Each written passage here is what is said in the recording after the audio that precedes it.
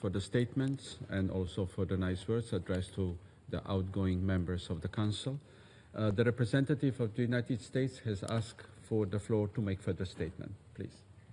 Thank you very much. I appreciate it. There's a couple things that I wanted to address in the statements from the Iranian representative just now, especially firstly as it relates to 2231 and if it is still active. The resolution did not expire with the conclusion of the snapback process nor the original termination day of October 18th. Our focus, however, the United States of America focus, is on the more relevant and comprehensive restrictions that need to be reinstated in the UNSCR. So we wanted to make that clear on 2231. Also, since you decided to address the President of the United States, would like to make it clear to the entire world that the United States remains available for formal talks with Iran, but only if Tehran is prepared for direct and meaningful dialogue. Direct and meaningful. We're not going to negotiate in public, of course, not here. We have been clear, however, about certain expectations for any arrangement. Foremost, there can be no enrichment inside of Iran, and that remains our principle. I've worked for President Trump in 2 administrations now, and I can tell you, in both administrations, President Trump extended the hand of diplomacy to Iran. But instead of taking that hand of diplomacy, you continue to put your hand in the fire.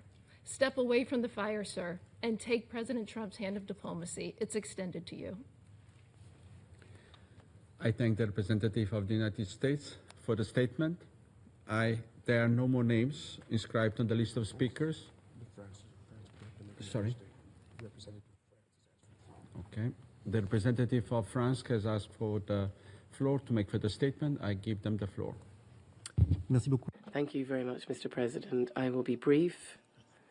I wanted to take the floor once again, France, to reiterate 3 points. The first point has already been said, but I want to repeat it nonetheless. It is very clear that, given the vote in September in this Council, the item is still on the Security Council's agenda, and it is within the remit of the Security Council to continue to consider this question. My second point, listening to what was said by the representative of Iran, I'm struck by 2 points. Firstly, disinformation is at the heart of what we've just heard. There's no intention to coerce on behalf of the E3, to coerce Iran. Once again, we have shown in the past and recently in September our resolve to find a diplomatic, negotiated solution.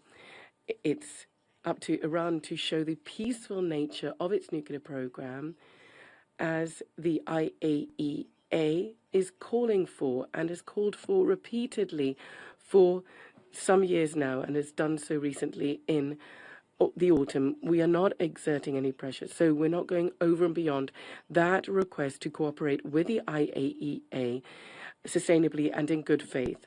We also expect that Iran, during these meetings, comment on a number of facts that are in the IAEA reports and are taken up again in the Secretary General's report on the implementation of 2231. I'd like to say that France is very disappointed to have heard no substantial responses regarding the Secretary General's report. Thank you. I thank representative of France for the statement. The representative of the Islamic Republic of Iran has asked for the floor. I give them the floor. Thank you very much, Mr. President. And I think that, as mentioned, the representative of the United States, we appreciate any fair and meaningful negotiation, but insisting on zero-enrichment policy, it is contrary to our rights as a member of the NPT. And it means that they are not pursuing the fair negotiation. They want to dictate their predetermined intention on Iran. Iran will not bow down to any pressure and intimidation, and we are not going to blackmail to the body in international field. Thank you.